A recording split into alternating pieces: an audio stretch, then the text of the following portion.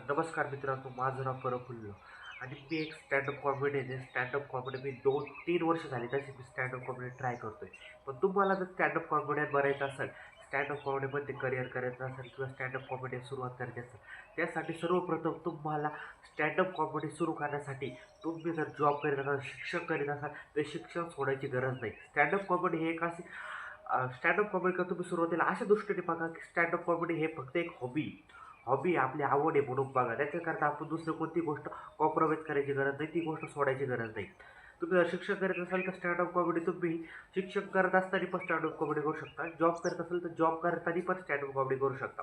पण प्रथमतः stand up comedy म्हटलं की बऱ्याच जणांना येतं की स्टँडअप म्हणजे अडल्ट जोक, नॉन-व्हेज जोक हे बऱ्यापैकी तुम्हाला करावं लागतं. पण असं नाही की स्टँडअप पण आपण व्हेज पण जोक ट्राय करू शकतो आणि नॉन-व्हेज पण जोक ट्राय करू शकतो.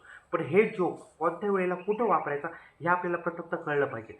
आणि हा ऑडियन्स ओळखायला एक आलं पाहिजे. ऑडियन्स सुरुवातीला सुरुवातीला मी जर आत्ता कॉमेडी करतोय, पण माझी अजून पण कॉमेडी नीटनेटकी होत नाही. मी ट्राय करतो. लास्ट वीक मी एक स्टँडअपचा ओपन माईक केला होता. ओपन माईकमध्ये असं झालं की मला तो शो ओपन माईकचा जो माझा शो होता वैयक्तिक, तो शो मला नीटनेटका करता आला नाही. त्यामुळे तिथं काय झालं, जस्ट मी एक प्युअर व्हेज जोक तयार करून केलं होतं. व्हेज जोक केल्यामुळे जी ऑडियन्स होती, ऑडियन्सला व्हेज जोक माझा लेवल नीट करता आला नाही.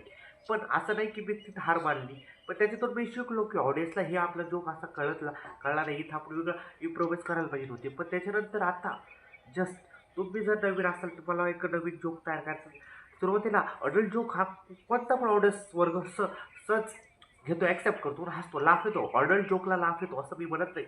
पण एक fresh comedy, fresh veg joke असला तरी आपण कुठं पण फॅमिली फ्रेंडली म्हणा, अँकरिंग कोणत्या कार्यक्रमामध्ये पण हा जोक यूज करू शकतो. पण जेव्हा माझ्यासोबत तो प्रसंग झाला त्याच्यानंतर मी विचार केला की आता आपण फ्रेश आणि एक चांगला जोक करण्याचा प्रयत्न करू. मग लास्ट वीक माझ्यासोबत ते झालं. त्यामुळं आत्ता जर तुम्हाला स्टँडअप कॉमेडीमध्ये करिअर करायचं असेल किंवा तुम्हाला ट्राय करायचं असेल स्टँडअप कॉमेडी, तुम्ही काय करू शकता, एक स्वतःचं ऑब्झर्वेशन करा. कॉलेज स्टुडंट असेल तर कॉलेजमध्ये होणाऱ्या घटना ऑब्झर्वेशन करा. त्या आपण फनी वेमध्ये कसं काय डिलिव्हर करू शकतो समोरच्याला.